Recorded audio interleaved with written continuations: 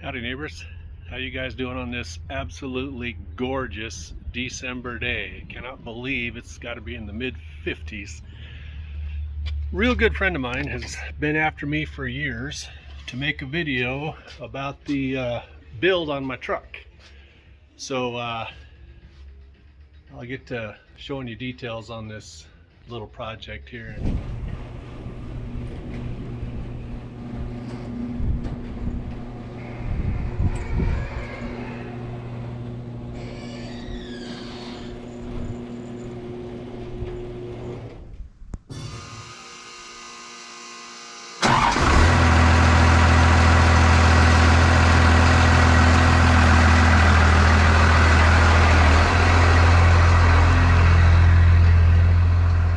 So let me give you a little history on how this whole project got started.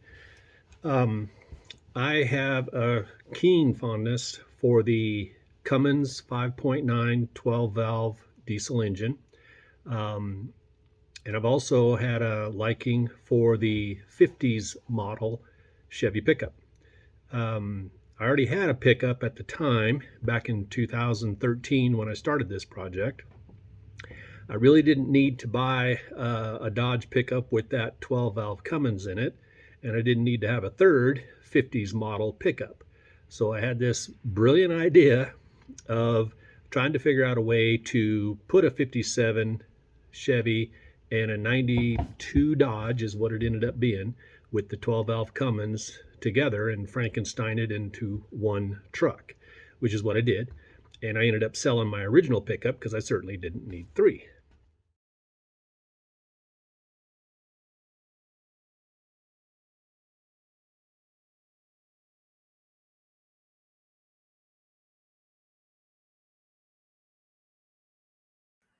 And this is the final finished product of combining those two trucks. So there's only really two things that I did not personally do on this truck. I did not paint it, and I did not powder coat the bed. I built the bed, took it to a shop, and they powder coated it for me. And then on the paint job, I really struggled to find somebody that would paint the old girl. And I understand where their reluctance or hesitation or flat out refusal. They wanted to do about $10,000 worth of body work. They wanted it to be a show truck, and I did not. It was my first project, and I really wasn't sure how it would turn out. I am happy with the way it turned out, but it was an unknown at the time. And so I finally got a company in Portland, Mako, and I did some sweet talking to the guy, and he finally agreed that he would just kind of block sand it down a little bit and paint it. And I am super happy with the way it turned out. To start with, I have a few disclaimers. Number one, I am not a mechanic. I'm just a country boy with an idea, but no specs or blueprints to follow. I'm just trying to make it work as I go along. This is my first attempt at a resto mod. So the 57 had been wrecked before when I bought it, and the guy had been using it as a parts truck with another one or two pickups that he was using to put together a nice truck for his wife. So that's kind of the backstory on the 57. If I had to do this one over or another one, yes, I'd do things different. I suspect my list of things to do different is likely longer than your list, so please don't hate on me. Now, this is definitely not a show truck. It's more of a dump runner. You know the saying, you put lipstick on a pig, it's still a pig. And that's actually what we call this vehicle, is the pig. So anytime, we always give nicknames to our vehicles. So this ended up being the pig. I'm going to start with the outside, and then I'll work my way into the inside. So basically it's a 92 Dodge underneath, and I pretty much just put the 57 cab on top of the drivetrain of the 57. I'm sorry, I put the 57 cab on the drivetrain of the 92 Dodge. The bed was an issue, one of many issues. Make a long story short, I didn't want to shorten up the frame to accommodate the 57 box. So, and I had 2 boxes. I did a mock-up of what it would take to stretch out and combine those 2 boxes into one longer box, and I did not like the look of that. So I ended up building a 10-foot flatbed, and I am certainly glad that I did, because I really appreciate that 10-foot flatbed. Okay, so moving around, I did have to make some body brackets. I don't know if you can see, but there's one right there. Fortunately, I was able to use the rear body bracket on the original 92. So I have one thing for certain: I was sure tired of building brackets on this little project.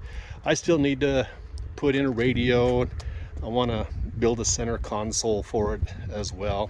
But basically, that's the 57 cab, front end obviously, on a 92 Dodge drivetrain. Again, if I had to do things different, I probably would have done a better job on the firewall and interior fenders and painted it up a little bit. But like I said, it's not a show truck, it's a dump runner. It is what it is. Okay, I'll start here in the engine compartment. The firewall width of the 57 was substantially narrower than the 92 Dodge. First and foremost, the vacuum booster on the master cylinder was not going to fit. So I had originally gotten a hydro boost off of a Ford pickup and teed it into the power steering pump and was using that for power brakes. I wasn't happy with that. For one thing, I'm sure it wasn't capacity, the pump wasn't capacity enough to handle steering and braking. So I ended up getting an electric master cylinder. I don't know if you can see it tucked back in there. So that was one of the hurdles that I overcame. The other one is this ugly contraption right here. Oh man, I hate this with a passion. So bottom line is, when I started mocking up the front end, putting the clip on the frame, I discovered that my radiator was going to be sticking out proud of the grill. It just was not going to work. So what I ended up doing, I was able to keep the intercooler. You can see it right in here. I had to shorten up the air intakes for the intercooler, but I was able to keep the intercooler up here, and you can see I got maybe a inch clearance from the harmonic balancer to the intercooler, but it was able to stay. Unfortunately, had no room for the radiator. So being creative, what I ended up doing was mounting the radiator in the back where the spare tire goes. And you can see that I got some electric fans on there. I got the biggest fans I could buy, and then I just plumbed the radiator hoses to the back. Now I wasn't sure if that was going to be adequate cooling or not, but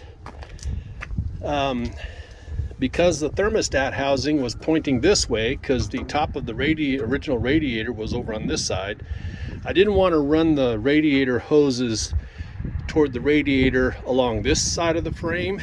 I wanted to do it over here because of less obstructions.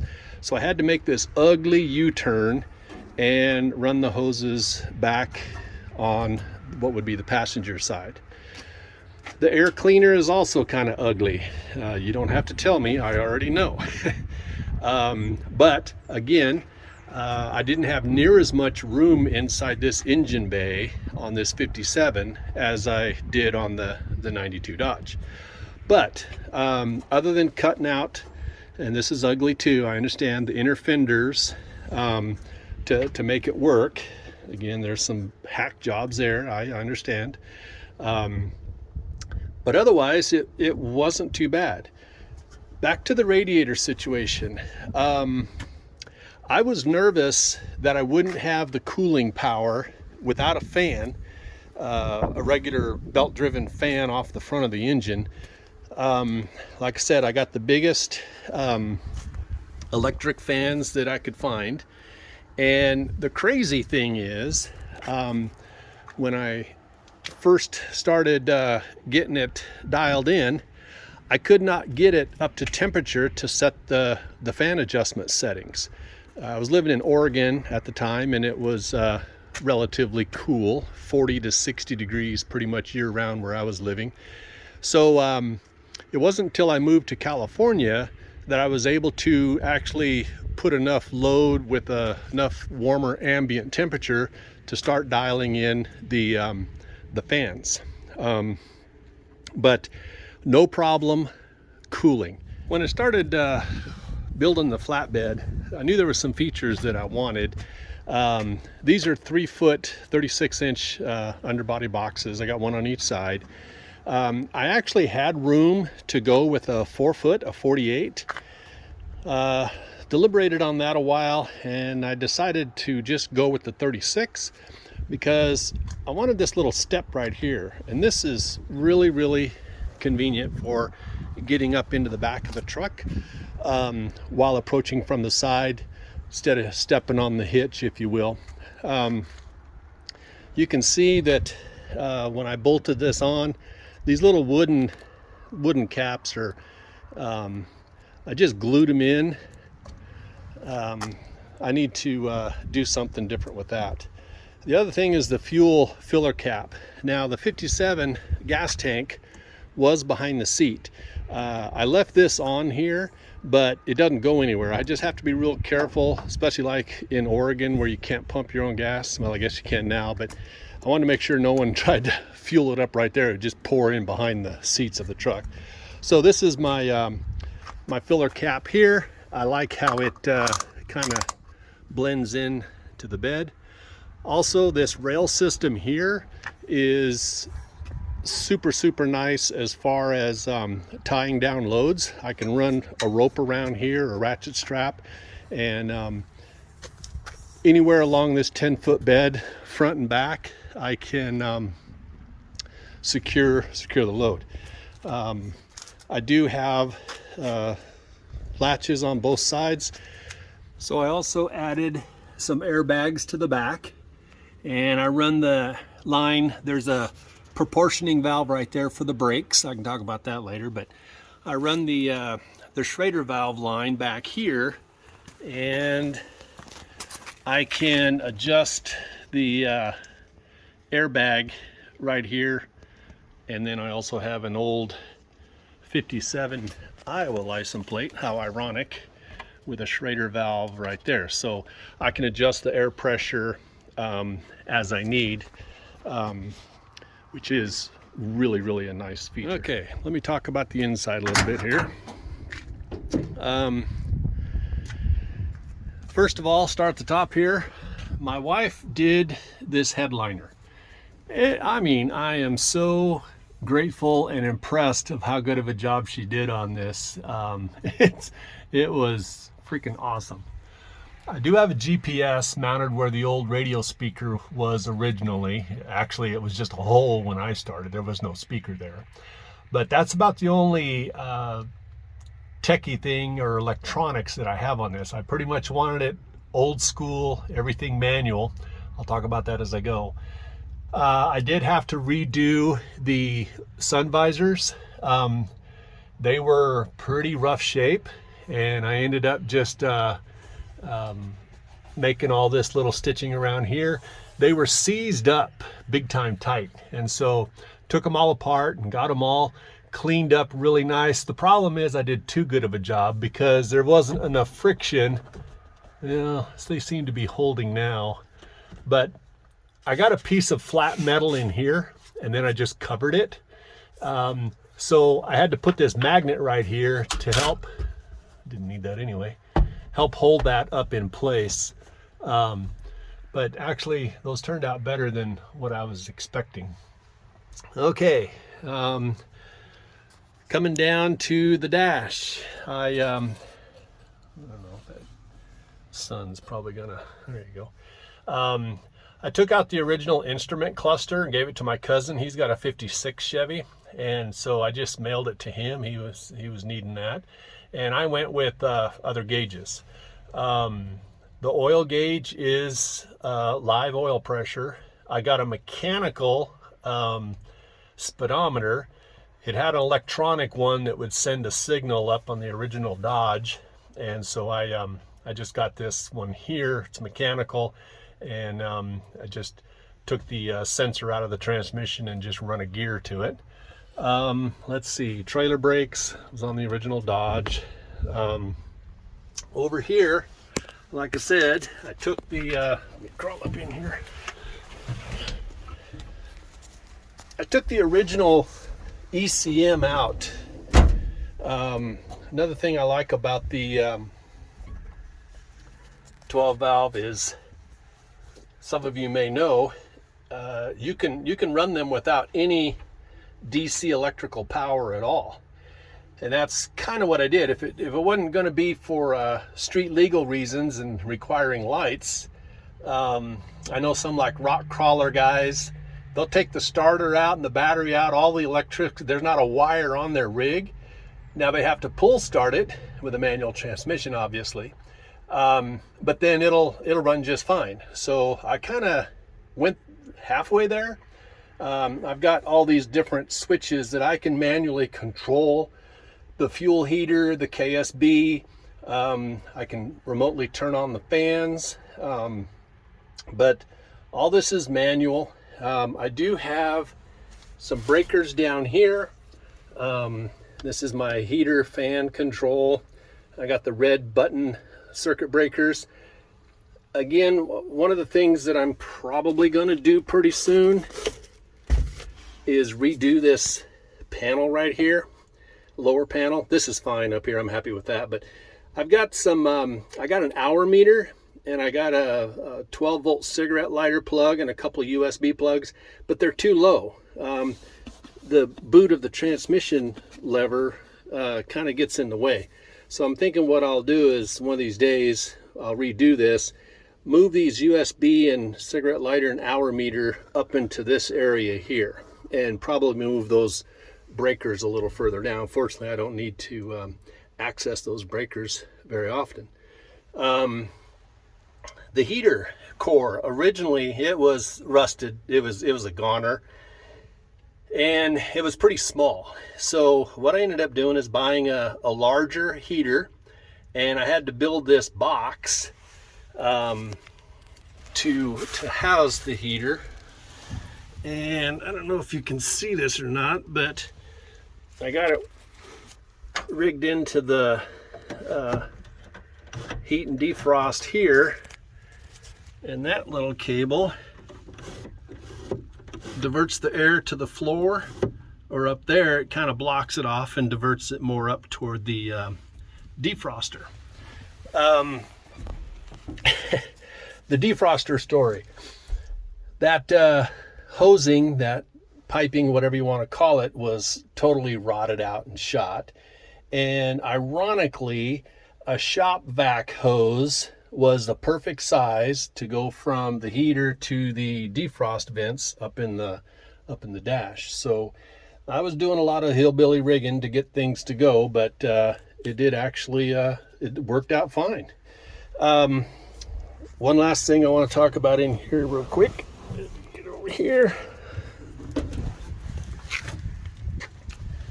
The pedal assembly. The 57, the pedals would go down through the floor.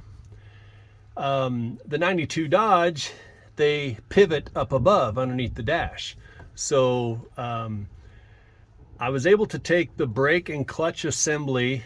When I took it off the 92 Dodge, I mocked it up underneath the dash of this 57, and I don't remember if I had to make any brackets. I don't recall, but anyway, as lucky and blessed as I was able to use the clutch and brake assembly and mount it right up underneath the dash into the firewall. It worked out perfect. The only thing that I did have is the clutch where it would go through the firewall. That was another reason I had an issue with the master cylinder, the brake vacuum booster on the master cylinder. This clutch was going to be right in the way. There's a master cylinder. It's a hydraulic clutch, and I had to mount that master cylinder right there. It was going to be in conflict with the brake vacuum booster of the brake.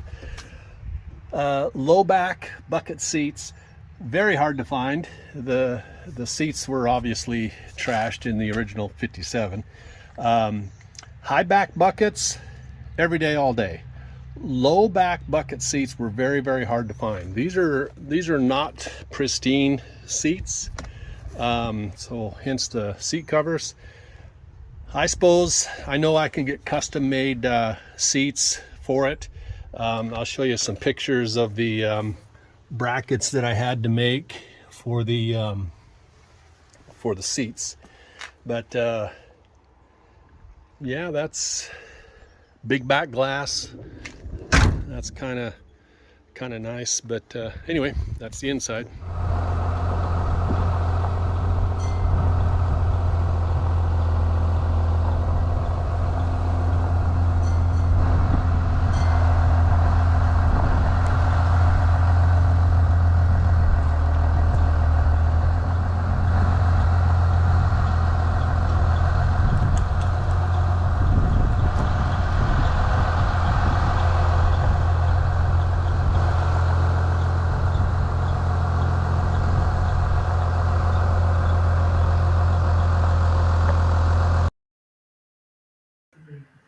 So there it is. Jimmy, this video is for you. I apologize. It's been 10 years since the start of that project, but I did finally make the video that you've been wanting me to do for so long.